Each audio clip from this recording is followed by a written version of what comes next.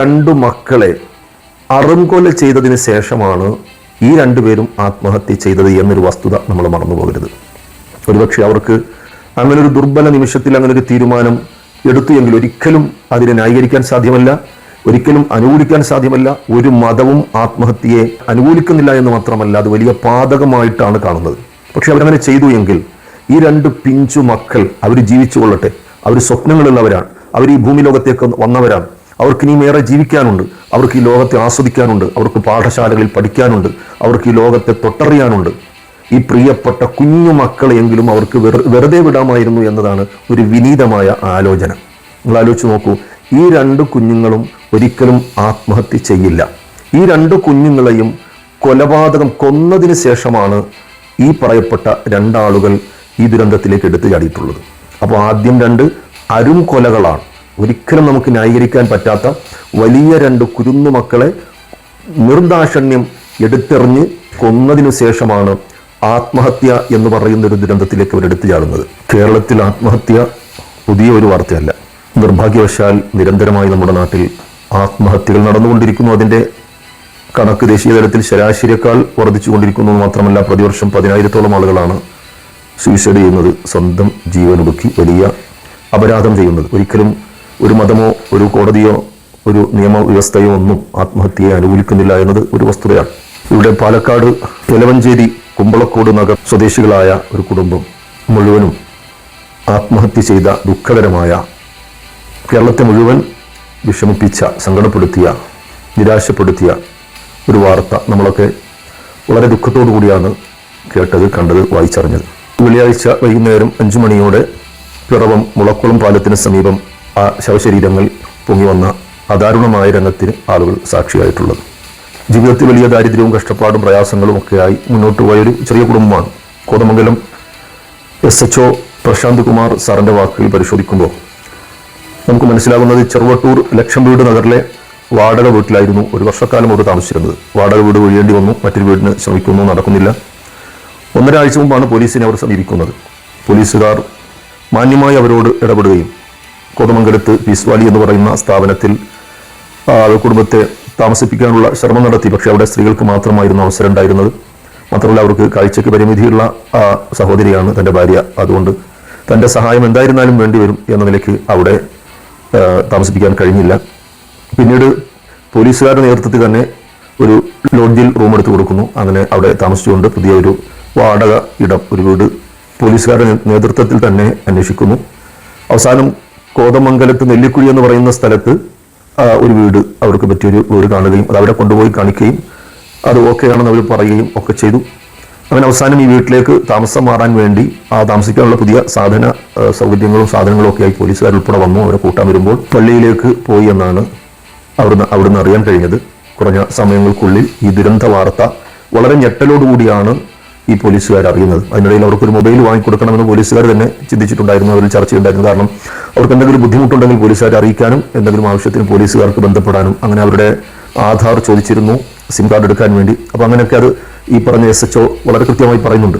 അവിടെ ഞാൻ പറഞ്ഞു വരുന്നത്, ഇവിടെ അവരുടെ ദുഃഖത്തിൽ നമ്മൾ പങ്കുകാരാവുകയാണ്. ഒരിക്കലും നമുക്ക് ചിന്തിക്കാൻ പറ്റാത്ത ദാരിദ്ര്യം കൊണ്ട് ഒരു കുടുംബത്തിലെ 2 കുഞ്ഞുമക്കളും ആ അന്ധയായ ഭാര്യയും ആ സഹോദരനും പുഴയിലേക്ക് എടുത്ത് ചാടി ആത്മഹത്യ ചെയ്യുന്ന ആ രംഗം ഒരിക്കലും ഉൾക്കൊള്ളാൻ പറ്റാത്ത ഒരു വലിയ വേദനയുള്ള കാര്യമാണ്. പക്ഷെ നാം അവിടെ ചിന്തിക്കേണ്ടുന്ന ഒരു കാര്യം, നമ്മുടെ സോഷ്യൽ മീഡിയ ഇടങ്ങളിലൊക്കെ വളരെ ഇമോഷണലായി ആ നാട്ടിലുള്ള വാർഡ് മെമ്പർ എന്തെടുക്കുകയായിരുന്നു, അവിടെയുള്ള അധികാരികൾ എന്ത് ചെയ്യുകയായിരുന്നു, അവിടെയുള്ള പോലീസുകാർ എന്ത് ചെയ്യുകയായിരുന്നു, അങ്ങനെ തുടങ്ങി എല്ലാവരെയും ചോദ്യം ചെയ്ത് വളരെ വൈകാരികമായി തന്നെ ഒരുപാട് വ്ളോഗേഴ്സ് അടക്കമുള്ള ഒരുപാട് ആളുകൾ അവരുടെ വിഷമങ്ങൾ ഈ സോഷ്യൽ മീഡിയ ഇടത്തിൽ കുറിച്ചിട്ടതായി സംസാരിച്ചതായി കാണാൻ കഴിഞ്ഞു. പക്ഷെ ഞാൻ നിങ്ങളോട് പറയുന്നത്, നിങ്ങൾക്കൊരു പക്ഷേ യോജിക്കാം. ഇവിടെ എല്ലാ മാധ്യമങ്ങളും എല്ലാ റിപ്പോർട്ടേഴ്സും മുഴുവൻ ആളുകളും എഴുതിയിട്ടുണ്ടായിരുന്നത് ഒരു കുടുംബം മുഴുവനും ആത്മഹത്യ ചെയ്തു എന്നാണ്. ഒരു കുടുംബം മുഴുവനും ആത്മഹത്യ ചെയ്തിട്ടില്ല എന്നതാണ് വസ്തുത. 7 വയസ്സുള്ള ഹന്നമോൾ, ആ പിഞ്ചുകുട്ടി, 2 വയസ്സ് മാത്രം പ്രായമുള്ള തൻ്റെ കുഞ്ഞനുജൻ ആ ക്ഷേത്ര പരിസരത്ത് അവസാനം ആരാധിക്കാൻ വേണ്ടിയിട്ട് വരുമ്പോൾ ആ കുഞ്ഞിനെ എടുത്തുകൊണ്ട് നടക്കുന്ന ഈ സഹോദരനെ നാരായണനെ നമുക്ക് കാണാം. അതുപോലെ അവിടെ ഓടിക്കളിക്കുന്ന ഈ ഹന്നമോളെ നമുക്ക് കാണാൻ സാധ്യമാണ്. CCTVയിലോ മറ്റോ കണ്ട ദൃശ്യമല്ലേ. ഞാൻ പറഞ്ഞു വരുന്നത്, ഈ രണ്ടു മക്കളെ അറുംകൊല ചെയ്തതിന് ശേഷമാണ് ഈ രണ്ടുപേരും ആത്മഹത്യ ചെയ്തത് എന്നൊരു വസ്തുത നമ്മൾ മറന്നു പോകരുത്.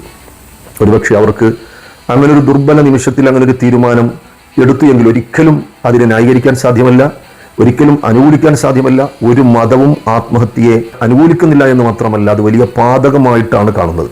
പക്ഷെ അവരങ്ങനെ ചെയ്തു എങ്കിൽ ഈ രണ്ട് പിഞ്ചു മക്കൾ അവർ ജീവിച്ചു കൊള്ളട്ടെ. അവർ സ്വപ്നങ്ങളുള്ളവരാണ്, അവർ ഈ ഭൂമി ലോകത്തേക്ക് വന്നവരാണ്.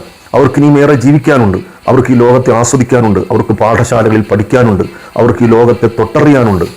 ഈ പ്രിയപ്പെട്ട കുഞ്ഞു മക്കളെയെങ്കിലും അവർക്ക് വെറുതെ വിടാമായിരുന്നു എന്നതാണ് ഒരു വിനീതമായ ആലോചന. നിങ്ങൾ ആലോചിച്ച് നോക്കൂ, ഈ രണ്ട് കുഞ്ഞുങ്ങളും ഒരിക്കലും ആത്മഹത്യ ചെയ്യില്ല. ഈ രണ്ട് കുഞ്ഞുങ്ങളെയും കൊന്നതിന് ശേഷമാണ് ഈ പറയപ്പെട്ട രണ്ടാളുകൾ ഈ ദുരന്തത്തിലേക്ക് എടുത്തു ചാടിയിട്ടുള്ളത്. അപ്പോൾ ആദ്യം രണ്ട് അരുംകൊലകളാണ്.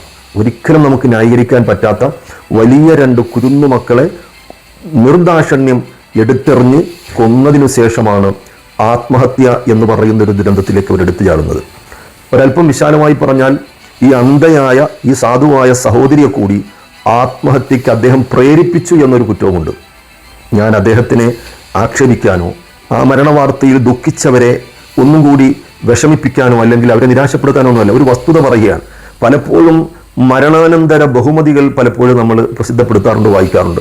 അവർ ജീവിച്ചിരുന്ന സമയത്ത് നടത്തിയ പ്രവർത്തനങ്ങൾക്ക് മരിച്ചതിന് ശേഷം ബഹുമതികൾ കൊടുക്കാറുണ്ട്. പക്ഷെ ഒരിക്കലും മരണാനന്തര കുറ്റവാളികൾ എന്നോ അല്ലെങ്കിൽ ശിക്ഷക്കർഹരായവരോ എന്നോ പറയാറില്ല. പറയണം എന്നതല്ല പറയുന്നത്. ഈ ഒരു വസ്തുത കൂടി നാം കൂട്ടത്തിൽ മനസ്സിലാക്കേണ്ടതുണ്ട്. എത്രയോ മക്കളില്ലാത്ത ആളുകളുണ്ട്.